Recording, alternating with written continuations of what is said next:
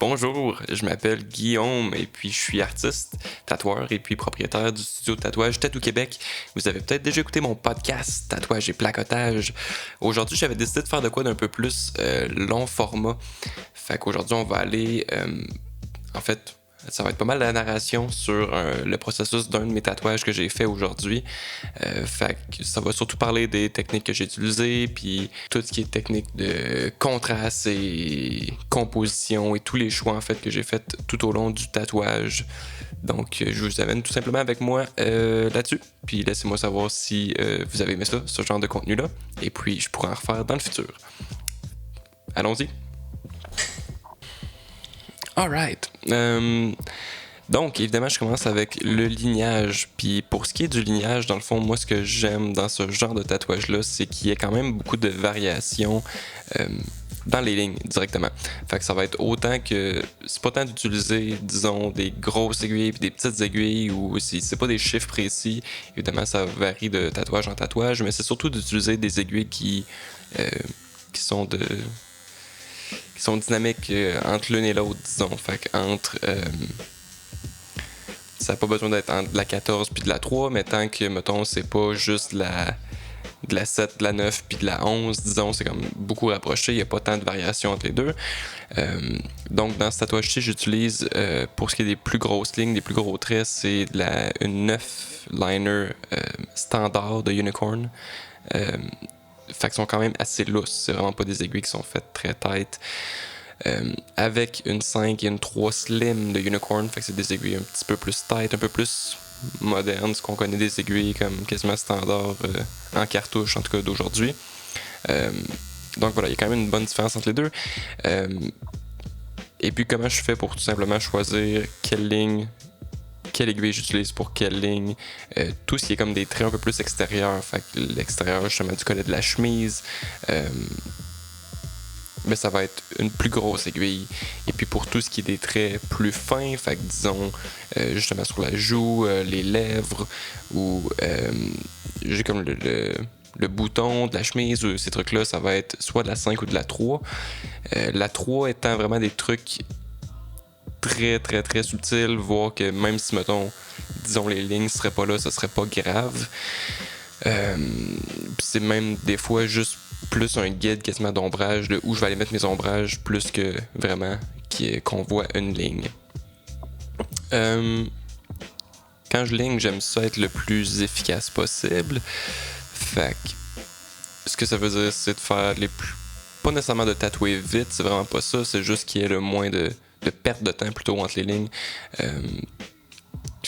Donc de faire des longs traits, de prendre une position qui fait en sorte que mes doigts sont quand même espacés, puis qui me permet de faire des longues lignes en un trait.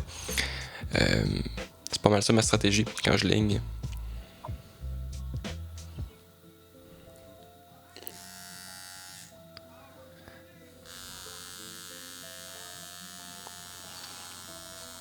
Puis pour m'éviter de changer de machine trop souvent, je commence par ligner, disons, ça dépend de la grosseur du tatou, mais dans ce cas-ci, j'ai ligné comme la chemise et le visage, avec, mettons, grosse aiguille, après ça, les plus petites aiguilles, puis après ça, la moitié du dessus, les plus grosses lignes et les plus fines ensuite. Ça me permet juste de ne pas avoir à changer de machine à chaque 3 lignes, fait que ça aussi, on gagne un petit peu en efficacité.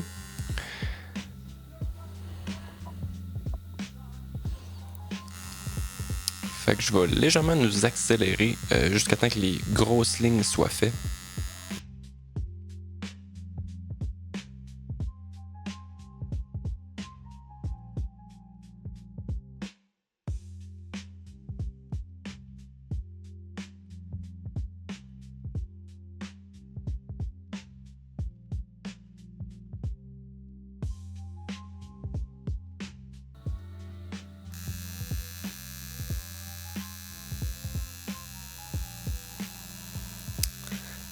Donc à partir d'ici, je fais la 5 liner. Puis je vais faire ça pour justement les traits qui sont comme encore un contour, disons, d'éléments.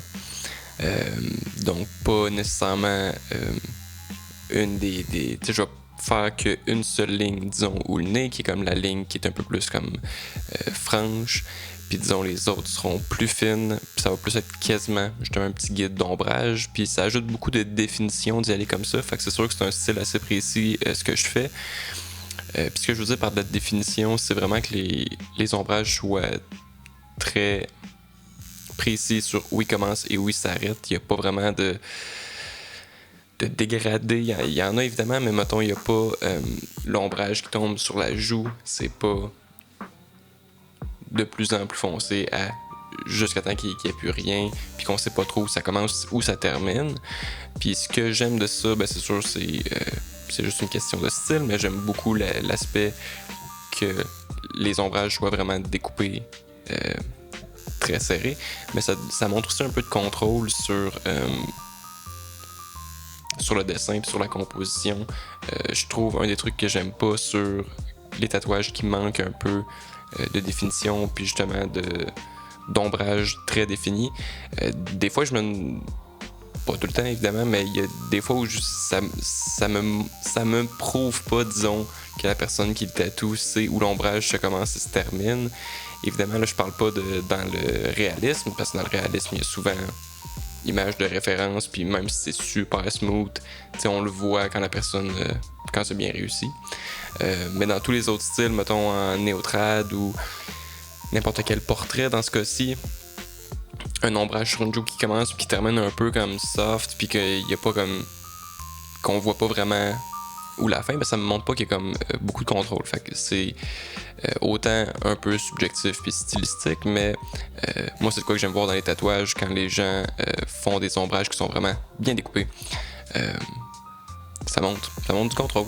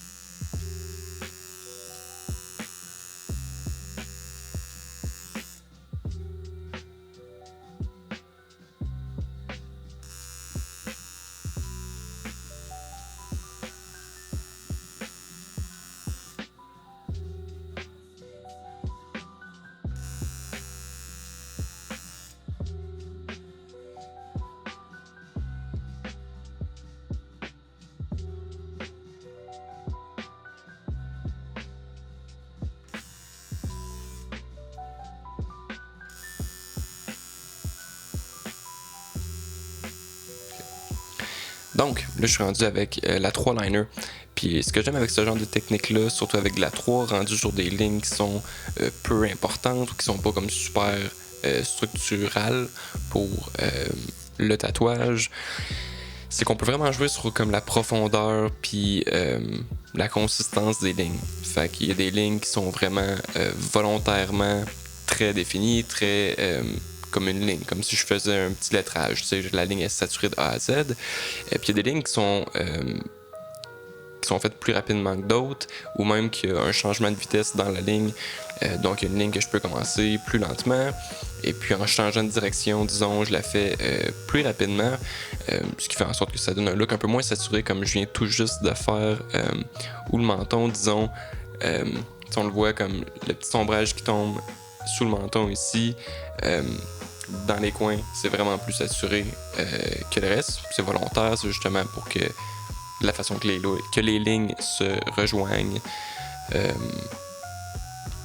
C'est un effet qui est simplement volontaire, puis qui fait un peu plus doux, puis qui même donne une apparence un peu plus fine aux lignes que si elles sont juste saturées. Puis à noter aussi que je n'utilise seulement que de l'encre noire pour ce tatouage, à l'exception des ailes, comme des ailes de sang, disons, qui seront rouges. Mais pour tous les lignes, tous les ombrages, ce n'est que de l'encre noire.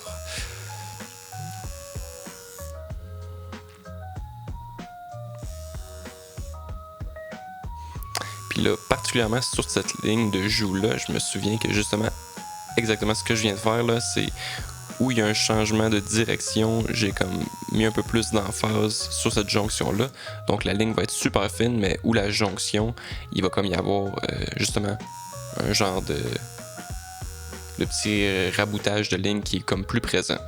Puis ça, c'est volontaire dans ce cas-ci. On vient de le voir que j'y étais 2 fois plutôt qu'une. C'est juste un petit truc stylistique, puis que moi j'aime bien voir de la façon que les lignes sont raboutées, seulement quand c'est des lignes très fines au visage, parce que je sais que quand il y aura de l'ombrage, les lignes qui sont comme un petit peu plus fines, puis peu saturées, des fois on les perd un peu, mais de mettre exactement à l'autre bord aussi, je viens de le faire, de mettre ce genre de rabout-là un peu plus présent, je trouve que ça permet aussi de mettre encore plus de définition et d'accent sur certaines formes.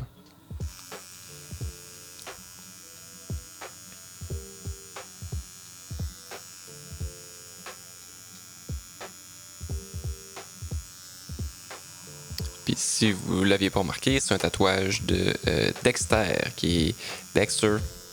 On voit que je suis pas un gros cinéphile, là. Mais en tout cas, c'est une série. C'est un personnage de série, personnage principal.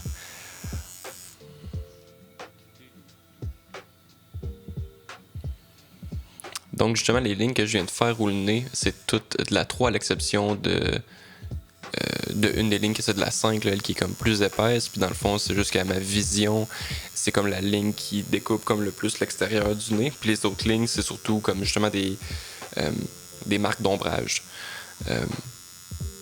Fait que c'est pour ça que je les ai faites plus fines. Sinon, si je les faisais toutes à la 5, comme la ligne qui est plus épaisse, ça ferait très grille de Sudoku éventuellement. Ça fait beaucoup de lignes, c'est assez épais.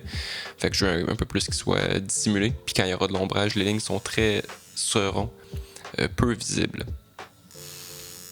Fait que même chose pour tous les petits détails près des yeux, certains petits détails d'ombrage. Tous ces détails-là sont faits avec la 3. Et puis, quand je veux que ça soit, disons, à l'extrême de la subtilité, les lignes que j'ai mises, je vais les faire en ombrage. Fait que là, je vais directement pas les faire à une vitesse de lignage standard, mais plutôt en petit stipple shading. Fait que là, je vais vraiment ralentir ma machine, puis au lieu de la passer complètement dans la peau rapidement, je vais être un peu plus en surface, en stipple shading,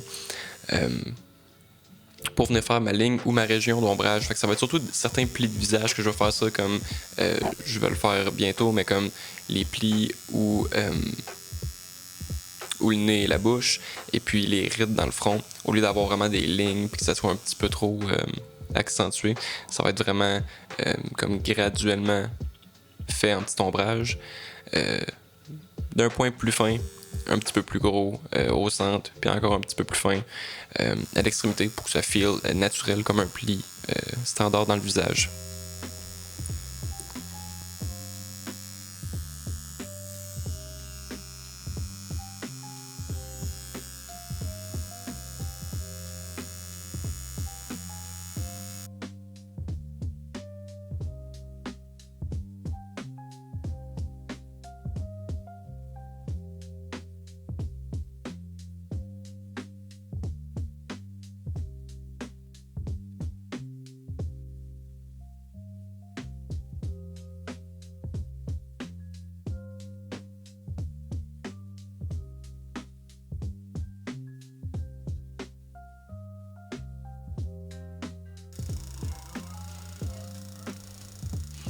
Donc là, à l'instant, Je viens justement faire un petit staple de plus en plus fin.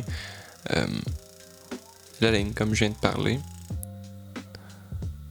Donc c'est beaucoup plus subtil, beaucoup plus fin.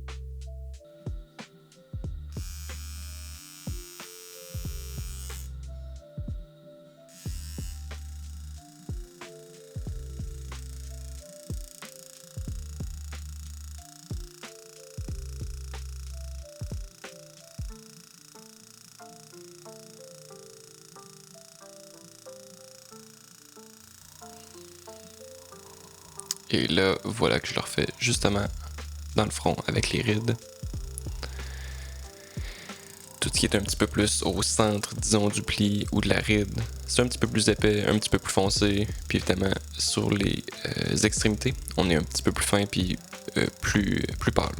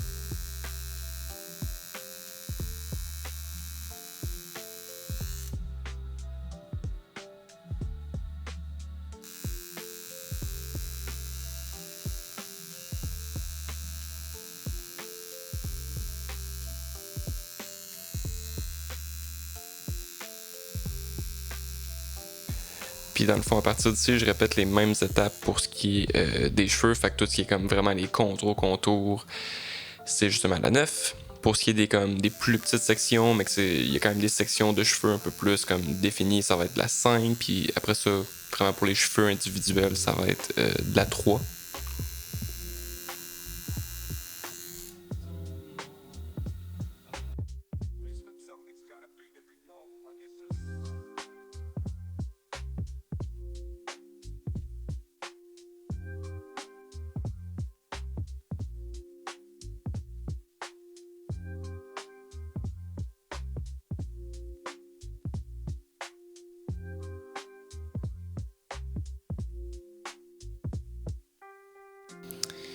Puis aussi une des raisons pour laquelle je travaille avec plusieurs types de grosseurs d'aiguilles et puis pas que des lignes fines, parce que ça pourrait marcher que des lignes fines, mais justement c'est que ça, comme je disais au début, ça met un peu plus d'accentuation. Puis dans la vraie vie, ton œil, quand on regarde un visage, même si là c'est vraiment pas un portrait qui se veut réaliste, mais ton œil voit des traits qui sont plus accentués, des ombrages qui sont plus forts.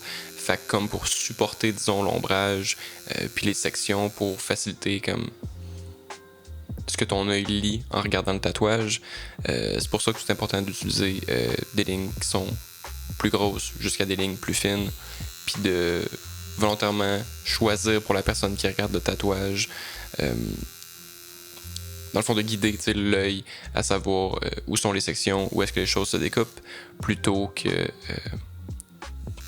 de rester en question. Un peu comme dans plein de trucs de marketing avec des affiches, avec des films ou quoi que ce soit. C'est comme notre travail de diriger, disons, la personne. Fait que c'est la même chose en musique. Les personnes qui font le mixage en musique vont décider quel instrument est plus fort à quel moment dans la chanson pour que ce soit clair pour l'auditeur. C'est la même chose ici en tatouage.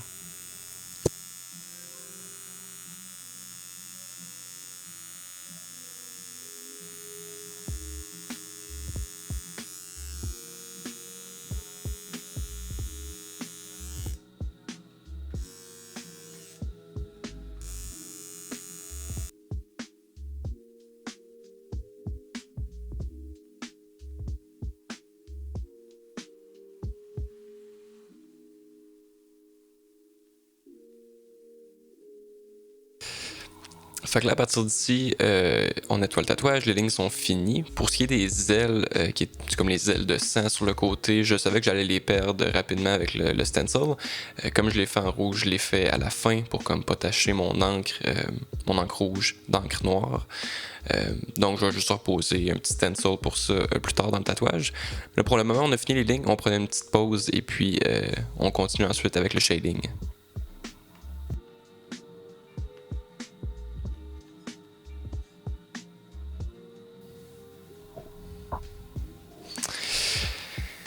Pour ce qui est du shading, je fonctionne toujours en 2 étapes. Fait que j'ai toujours une machine avec une mag. Dans ce cas-ci, c'est une 13 mag de Unicorn aussi. C'est vraiment pas des aiguilles comme super fines. Là. C'est fait pour faire de la saturation, disons. Là. C'est vraiment pas... disons que si je fais un tatouage super réaliste ou que je veux vraiment du soft black and grey, c'est peut-être pas nécessairement les aiguilles vers lesquelles je me tourne. Donc en 2 étapes. Fait que là j'y vais en plus petite section. Je commence toujours par ce qui est le plus foncé, évidemment. Fait qu'à ce moment-là, je prends ma mag, puis là c'est les endroits qui sont noirs ou presque noirs que je viens appliquer. Et puis ensuite, je retourne avec ma 3 liner pour faire du stipple shading pas mal à la grandeur pour que la texture soit uniforme, disons. Fait que là, c'est quand même important de savoir, de soit avoir un plan ou de définir où sont les tons qui sont comme le plus saturés, qui sont le plus noirs. Puis c'est ça la beauté d'un portrait qui est comme plus illustratif comme celui-ci, c'est qu'il y a du jeu.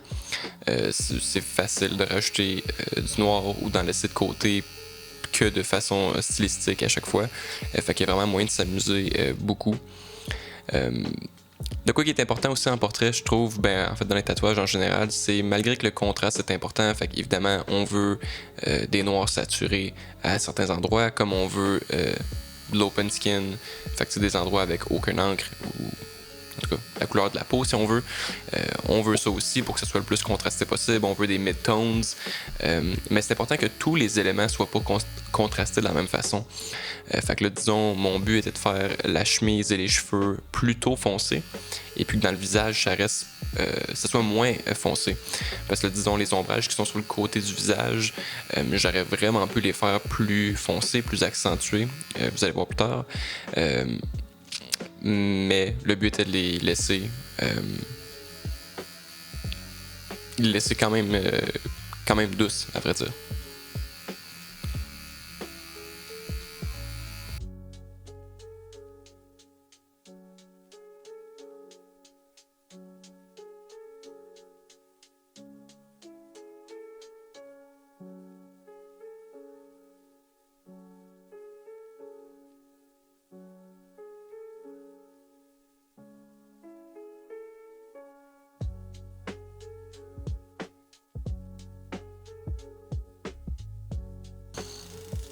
Fait que là, je suis rendu au stipple shading dans la chemise. Puis là, vous allez voir la technique que j'utilise.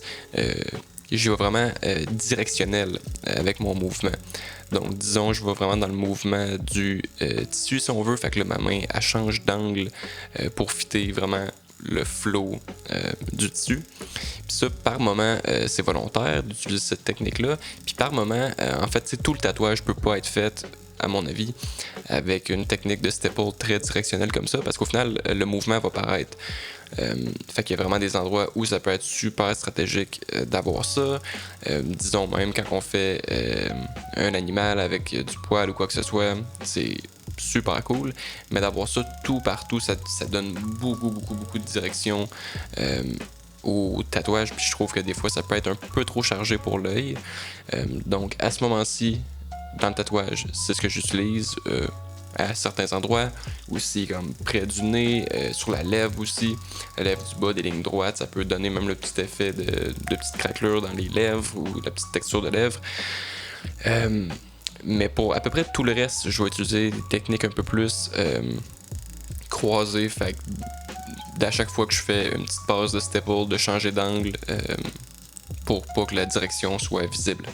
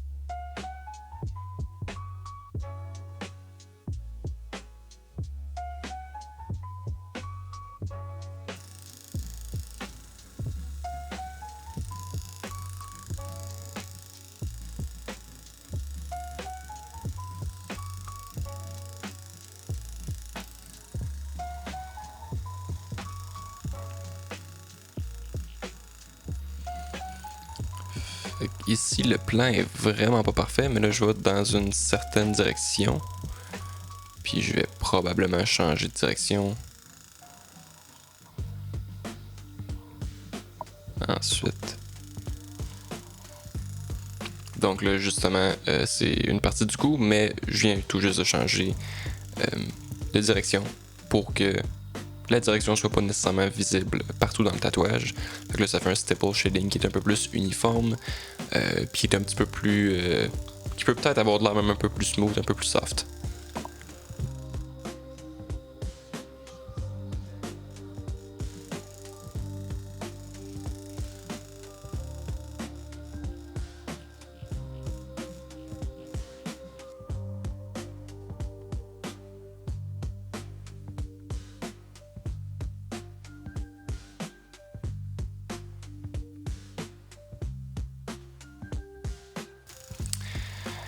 Après ça, pour ce qui est de directement qu'est-ce qui est ombragé, comment dans le visage, tout est une question de référence, puis de compréhension, puis d'analyse. Tout le monde a un peu sa façon de voir un visage, quoi qu'il y a des trucs qui changent pas, il y a des ombrages qui tombent souvent aux mêmes endroits.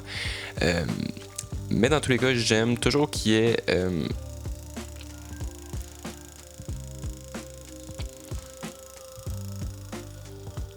Mais dans tous les cas, moi, de la façon que je fais l'ombrage dans les visages sont souvent semblables. Puis c'est important de garder en tête un peu la direction de la lumière qu'on veut donner au tatouage. Fait que là, c'est sûr c'est illustratif, il y a moyen de un peu tricher puis que ça paraisse pas. Là, c'est vraiment pas comme un tatouage qui est comme plus réaliste. Des fois, on voudrait que tout soit parfait pour que ça ait un effet réaliste. Fait qu'on voudrait pas que les cheveux aient une direction, que la lumière arrive d'une direction différente que dans le visage. C'est la même chose aussi avec un portrait plus illustratif, même s'il y a un petit peu plus de jeu selon les trucs. Donc généralement, je fais plus foncé autour des yeux, et plus foncé que dans la réalité là, pour donner un petit effet un peu plus dark. Même chose dans le fond, tout ce qui est comme des traits principaux, là, fait que la bouche, le nez, les yeux, généralement je vais venir un petit peu plus contrasté que disons que ce le serait sur une photo. Fait que ça donne un peu plus d'impact, de définition, puis ça fait un peu plus dramatique.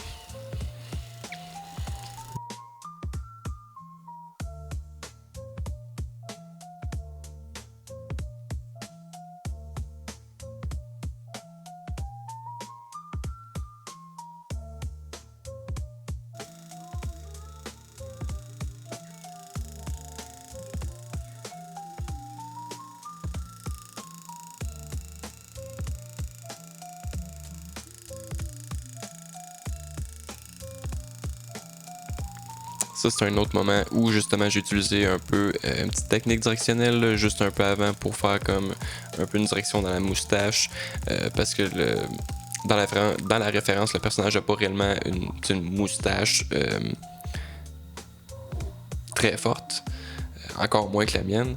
Mais tu sais, plus comme une petite repousse de barbe, fait que je voulais que ça soit un petit peu foncé, mais que ça soit pas nécessairement que ça donne un effet de poil. Donc, j'ai juste comme un peu foncé la région, mais en gardant une petite direction pour qu'on comprenne peut-être un petit peu plus ce qui se passe. Après ça, faut pas non plus avoir peur de laisser de l'open skin dans un visage. Je trouve que c'est vraiment ce qui fait un portrait très contrasté puis très joli. Des fois, on a vraiment les yeux dans le tatouage, puis là, de voir qu'on laisse comme la joue au complet 100% vide, des fois, moi, ça me fait peur, là, mais je sais que c'est ça que j'aime. Quand je vois des photos d'autres artistes, de mes tatouages aussi, fait que c'est important de toujours avoir du recul, puis de se reculer un peu pour regarder le tatouage, puis d'avoir des belles zones flat d'open skin. En tout cas, moi, je trouve ça super joli. Faut pas avoir peur.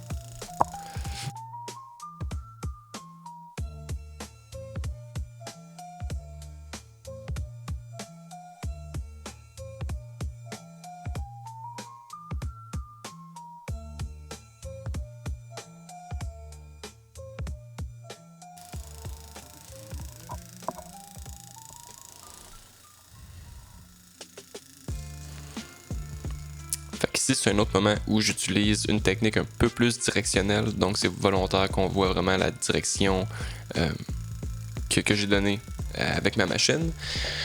En dessous des joues, près du nez, c'est souvent des régions, puis sur les lèvres que j'aime, qui a un peu plus de direction. C'est juste une question de préférence personnelle. J'ai l'impression que ça donne un peu de mouvement à certains ombrages, des ombrages qui sont peut-être un peu plus importants.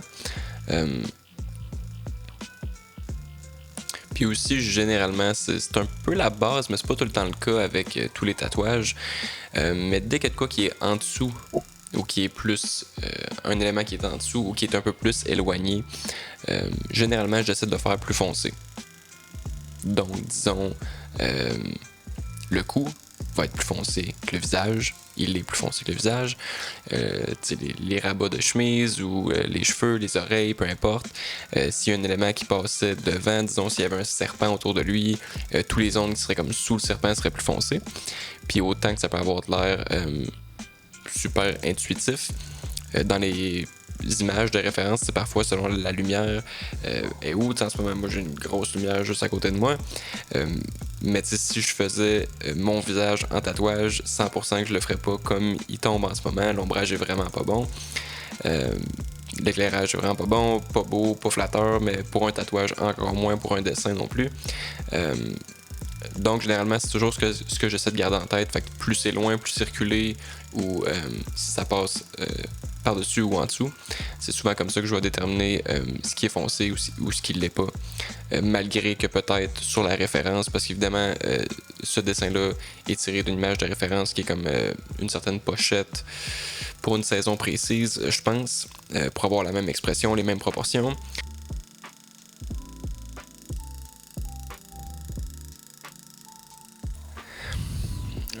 Donc voilà, ma caméra a coupé là, mais je pense que j'étais en train de parler de comment je détermine les ombrages, lesquels sont foncés ou pas.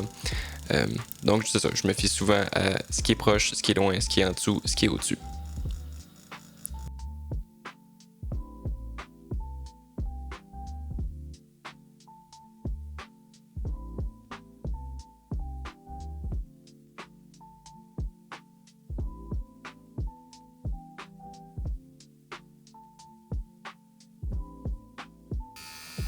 Donc en ce moment, je répète en fait la même chose avec les cheveux que j'ai fait pour le reste. Donc je commence avec ma machine avec une mag. Je fais tout ce qui est comme plus noir, plus foncé. Puis pour ce qui est comme plus foncé, justement, je vais comme juste passer un peu plus vite pour qu'il y ait déjà une base un peu plus foncée.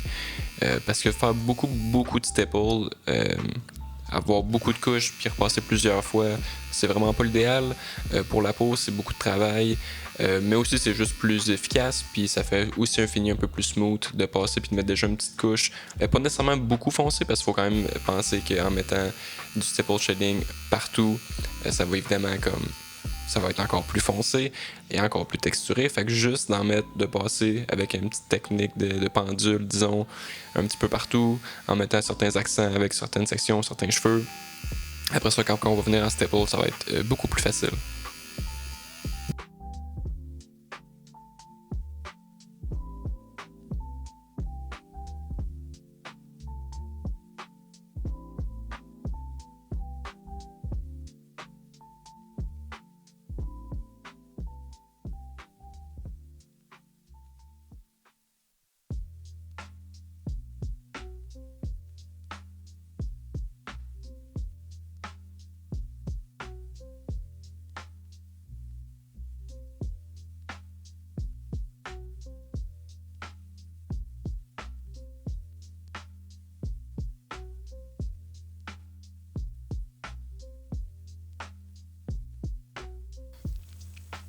Donc voilà, je suis donc présentement en train de terminer les cheveux, certains accents un peu plus à certains endroits. Généralement, c'est souvent ce qui va être joli dans les portraits plus dark, comme je suis en train de faire. Les cheveux doivent quand même être foncés, ça fait beaucoup ressortir le visage, puis beaucoup...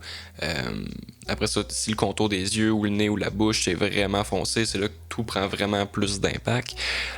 Quand les ombrages sont très très très définis dans le visage, très foncés plutôt, je recommande à ce qu'il n'y en ait pas sur une grosse zone.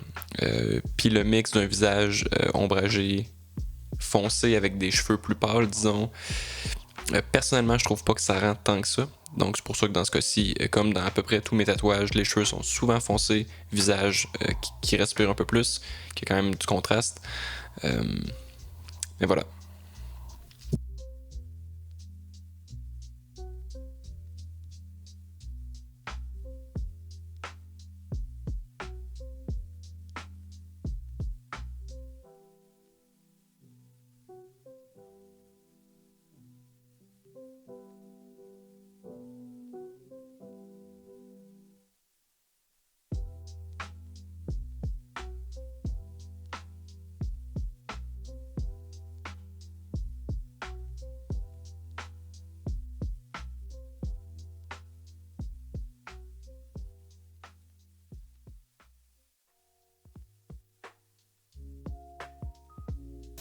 Donc là, c'est plutôt simple. J'ai remis mon petit stencil juste pour les ailes, puis je suis en train de repasser avec du rouge. Comme c'est un élément qui est un peu plus en background, qui était pas nécessairement super immense, qui était déjà... les petites coulisses de sang étaient déjà très fines, je préférais que tout soit 100% flat, fait que juste 100% rouge, qu'il n'y ait pas d'ombrage, de relief, de texture additionnelle pour que le focus reste vraiment déjà sur le visage, sur le portrait. Puis moi j'aime ça, l'effet flat, c'est pour ça qu'évidemment je travaille avec autant de définition un peu partout. Je trouve ça cool, les beaux aplats comme contrôlés, tu sais. Donc voilà, fait que je préférais y aller très très très flat pour ce qui est du rouge puis du sang.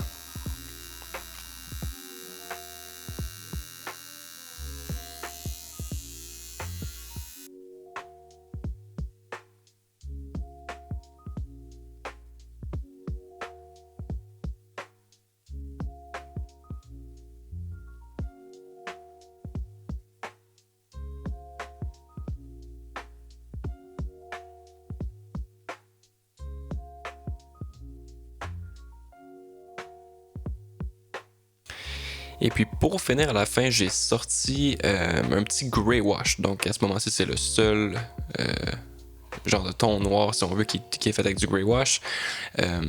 Donc c'est une goutte noire et puis c'est tout. Puis là, c'est juste les endroits du visage où il n'y a pas de cheveux derrière ou de chemise, puis qui c'était directement des tons plus pâles qui tombaient directement sur la peau, juste pour un peu plus le détacher puis le faire ressortir sur les deux extrémités où il y a le début des ailes.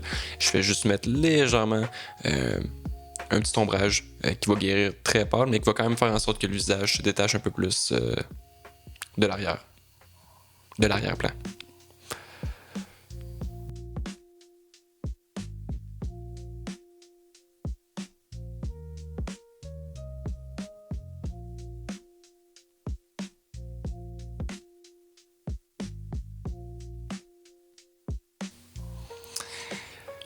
Puis ça ressemble pas mal à ça. On est pas mal avec un tatouage qui est fini, duquel je suis super fier, que je trouve qu'il rend super bien.